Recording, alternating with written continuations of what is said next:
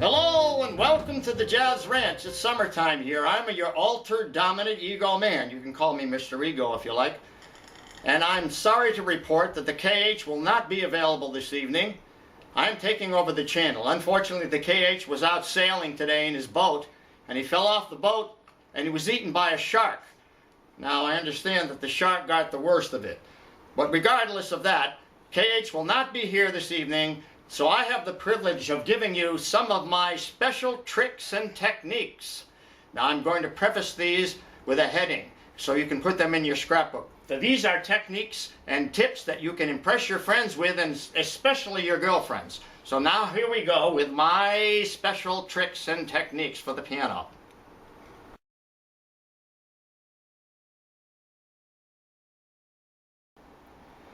Okay, the first technique I'm going to show you is called the glide ping. Now, some people like to call it the glissando ping. Those are the more elite people. I call it the glide ping. Now, I learned this from Chico Marx. We used to hang out in Hollywood in the gin mills.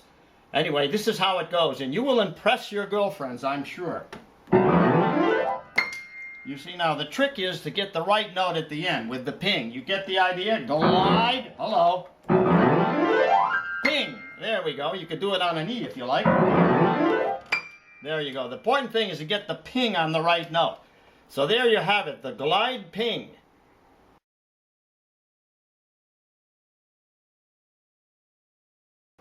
Now the next technique I call the pentatonic plunge. Now it's pentatonic because it's all the black notes, but also it sort of sounds like going off a ski jump and taking a crash. Here we go now, forward motion. So you can do it this way too, which may sound better. It's more difficult to do it this way. The important thing is to get a really nice plunge.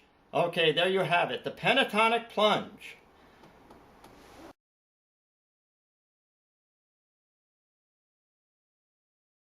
For my third technique, I'm going to show you what I call the double whammy. Now this involves both arms, and you can get your nose into this too if you like, but it's like this. No preparation, no warning. Now the overtone series that you get with this is extraordinary, I must admit.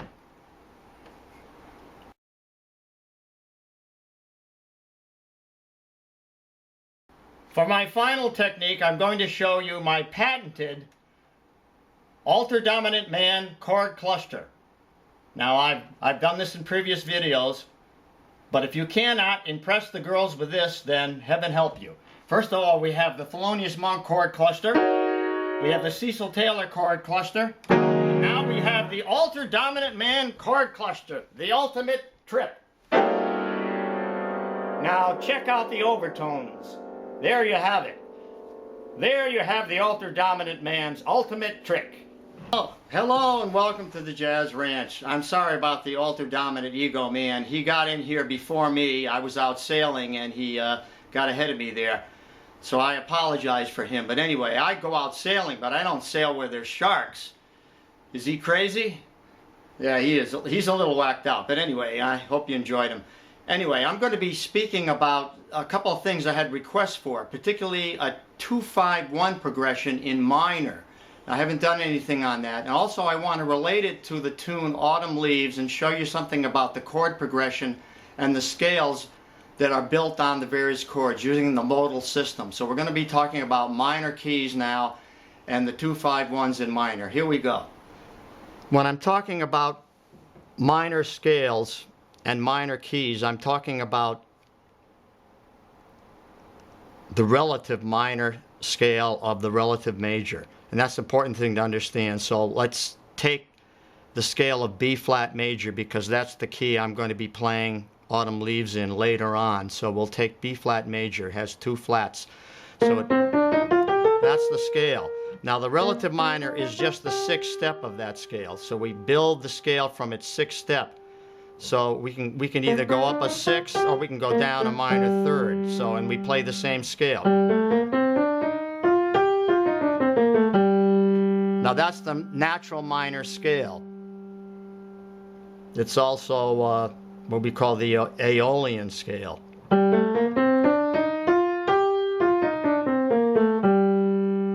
Now, That's the scale also we use if we're playing this kind of line. Descending line. Now, how does it alter the G major scale? Well, we have a flat 3, a 4, a 5, a flat 6, a flat 7, 1. So you can call it a minor third, a minor 6th, a minor 7th if you like. Whatever, flat 7 or minor, same thing. So that's the scale, that's the relative minor. Now there are two other scales that we want to talk about first, and that's the harmonic minor and the melodic minor. So the difference is the harmonic minor is the same, except that instead of a flat 7, it's natural. So now it goes there, so then it has that interval. Now that's an interesting scale. And also the melodic minor now raises both of these. And that's usually for ascending melodies.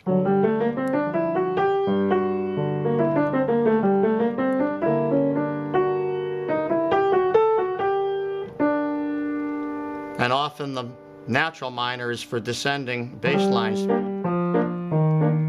So for that reason, we usually have the natural or the melodic minor on the ascending, and now that allows us to have the leading tone there to get us to the 1, and then we don't need it in descending, so then we can descend in the natural minor scale. So that's an important distinction. I think that's the key to the whole thing, is in other words, you understand when you're rising you need that melodically, and then descending you can just go back to the natural minor and descend like this. So ascending, see, ascending natural minor, I'm sorry, ascending melodic minor, descending natural minor. Okay, next step. Okay, there's going to be a lot of information in this video, and I hope you're okay with that, because I really want to cover it, but I don't want to take forever doing it. So, looking at the scale tone sevenths in B flat, they're going to be these. So now if we look at them, we have a minor chord on the 2. Now that's called Dorian. Let's name the steps in terms of modal names for the major scale. That's Ionian, which is 1. 2 is Dorian, which is minor 7. 3 is Phrygian, which is minor 7. 4 is Lydian, which is major 7. 5 is dominant 7, which is Mixolydian. 6 is a minor 7, which is Aeolian. And 7 is half diminished, or minor 7 flat 5, which is Locrian. And then 1 again, which is Ionian. Now that Locrian, we're going to see that that particular chord is being used in Autumn Leaves and many songs when you have a half diminished or a minor 7 flat 5. In a minor 7 flat 5, it's called a half diminished. Now it's different from a minor 7.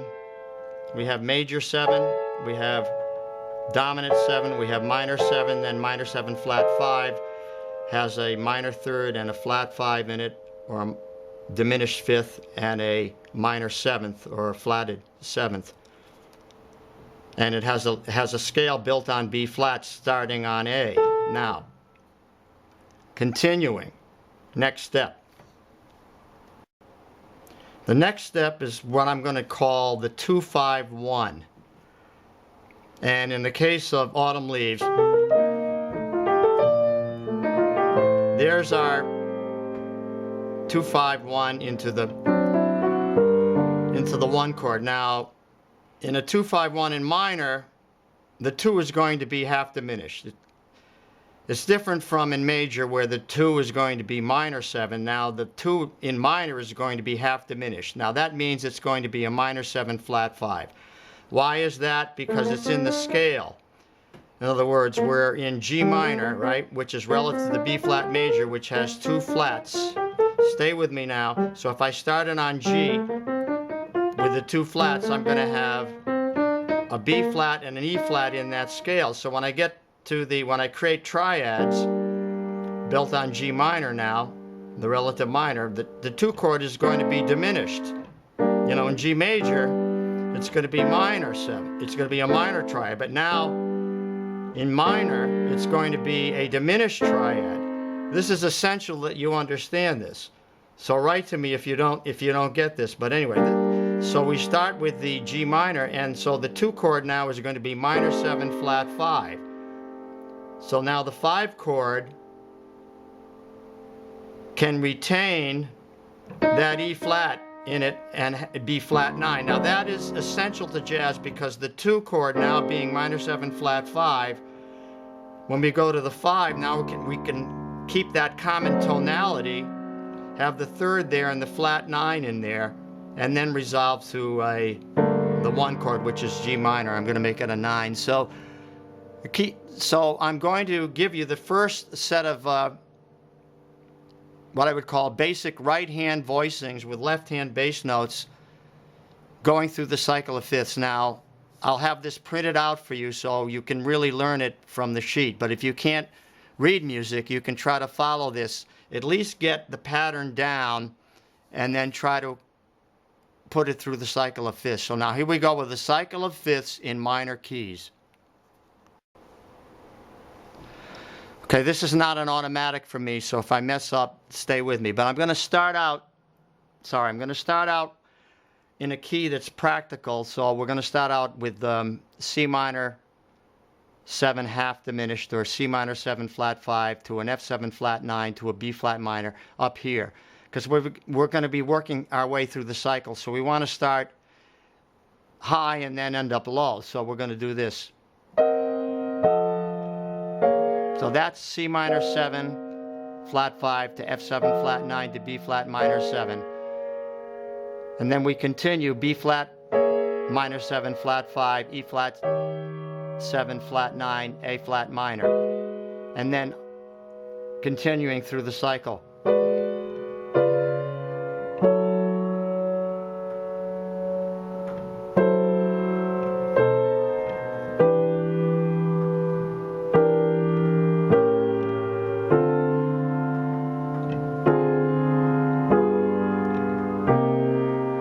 So that's the first set. Then you have to do another set because that just went through one whole tone scale. I'm not going to play the second set because this will just take too much time. But you'll have it on the sheet. In other words, it'll start up here. And like that.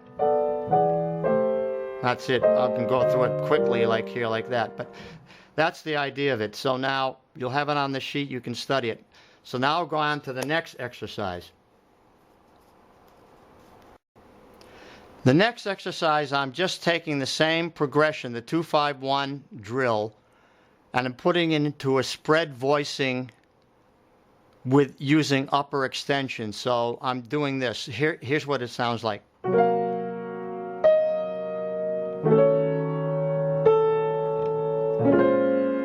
Now that makes it sound more like jazz because what we have there is a C minor 7 flat 5.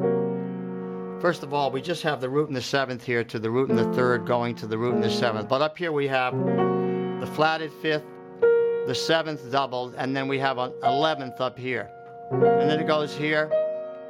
Now we have the F7 flat 9, but, sorry, we have the F7 flat 9 with an augmented 5th.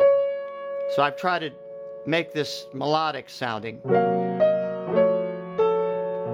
We end up with a B flat minor 9. That sounds more jazzy. Like we could do it like this. You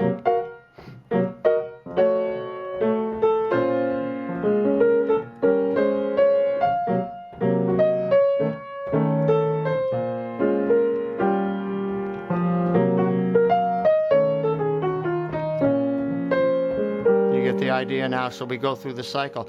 So you could practice each one of these 2 5s and try to improvise on them and get these sounds, but now it goes from there, it goes like this. So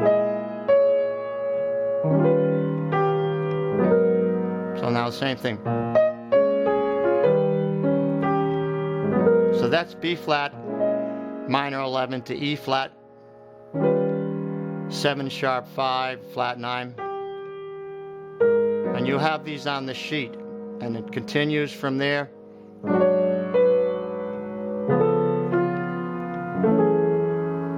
These are a little difficult, but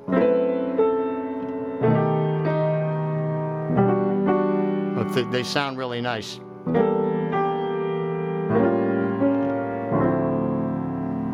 Now we're getting into the easier ones because this is C now.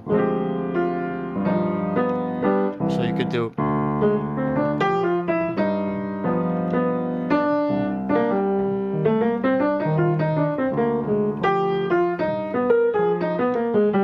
put another chord in there if you wanted to, an A7 augmented.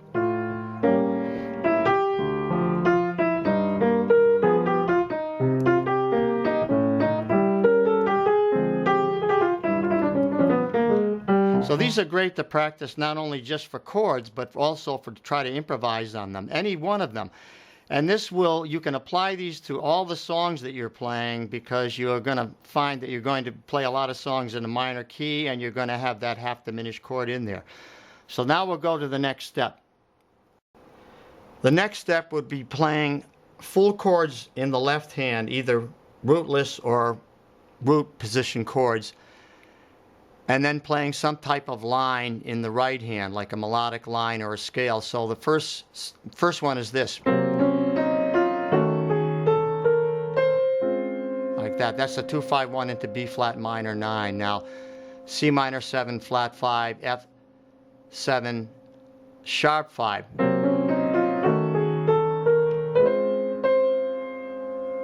Let's take it in C. Like that. So now you can practice those. And then another one would be a melodic lick based on that progression. So here's the one I picked.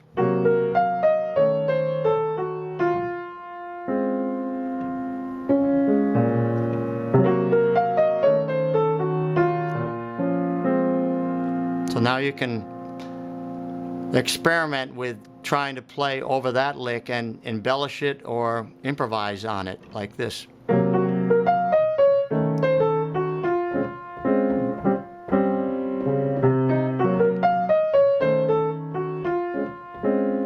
And then try to put it into a song. So now we're going to do that. Here it is in C minor, going into C minor.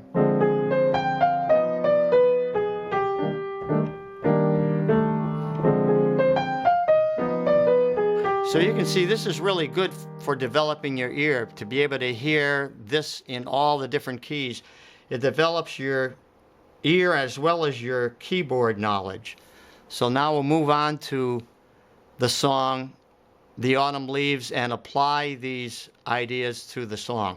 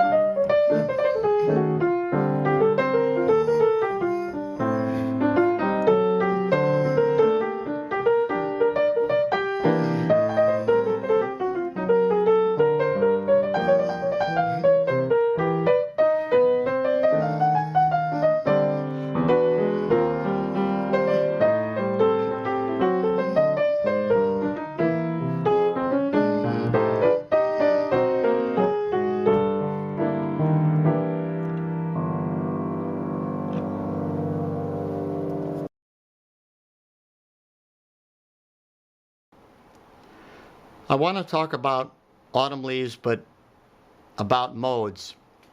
And we're in a minor key, but we're still going to relate it back to the major, the relative major. So we know that the modes would be Ionian, Dorian, Phrygian, Lydian, Mixolydian, Aeolian, Locrian, and Ionian. So we have those 7 modes that are just scales built on the major scale. So now if we go to the relative minor, we're just altering it. So like we're starting out with the Aeolian mode, and then we go to the Locrian mode. So you see, you may want to check out my book because it has all this in detail, and this is difficult to explain in like a few minutes, but I'm using the Dorian mode on the first chord, so I'm using that to create a melody. So, but it's basically that scale, that B flat scale starting on a C, but I'm just using the notes to create a melody by creating things that I talked about in previous videos, arpeggios and scale-wise motion. Then I go to a super Locrian, and the reason for that is I use a sharp 5. Super Locrian has an augmented 5th in it. Then I use an Ionian, which is a B flat scale. Then Lydian, which is a B flat scale starting on the 4th step, so it has that A in it, which against the root would be a flatted 5th. Then I use a Locrian, and that's the one that has the 2-5-1 into the relative minor, which is the A minor 7 flat 5. I'm just using the Locrian scale, which is like playing a B flat scale starting on A.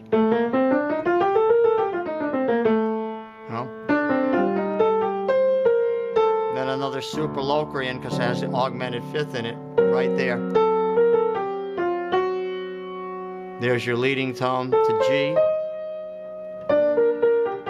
Now here's a harmonic minor because it has that F sharp in there, like this scale. So check out my book because this will give you a better understanding than maybe this video can try to do.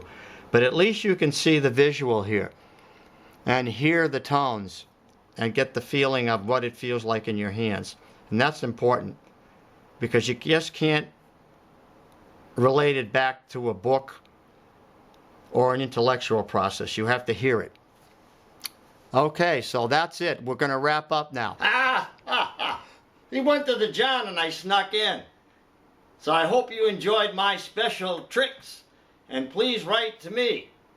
Write to me and tell me if you enjoyed my tricks. And particularly if you were able to meet the ladies. So now I will say, and let me continue. Oh, wait. Sorry, the ultra dominant ego man snuck in on me. Anyway, I'm going to be signing off, and I want to thank you for watching this video. And, you know, the ultra dominant man, we all have him. We all have an alter ego, so maybe we should listen to him sometimes, and maybe he'll loosen us up a little bit. So anyway, thanks so much for watching, and please write to me. I will always respond to your comments. And until next time, in the words of my great friend Hermie Dressel, God rest his merry soul, I'll say, swing loose, and we'll see you next time. Bye-bye.